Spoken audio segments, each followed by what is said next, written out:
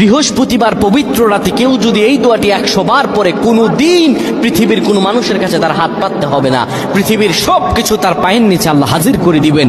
দারিদ্রতা থেকে মুক্তি দান করবেন, বিপদ আপদ থেকে মুক্তি দান করবেন, তার সম্মানকে সুউচ্চতা দান করবেন, অসুস্থতা থেকে দূরে রাখবেন। আল্লাহর অশেষ দয়া ও রহম তাকে দান করে দিবেন। সুবহানাল্লাহ। বৃহস্পতিবার রাত এটি গুরুত্বপূর্ণ রাত। এই রাত সপ্তাহে একদিন আসে।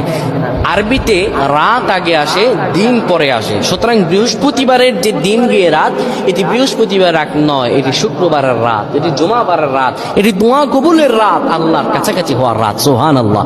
এই বৃহস্পতিবার রাত আল্লাহ তাআলা বান্দার দোয়া কবুল করেন।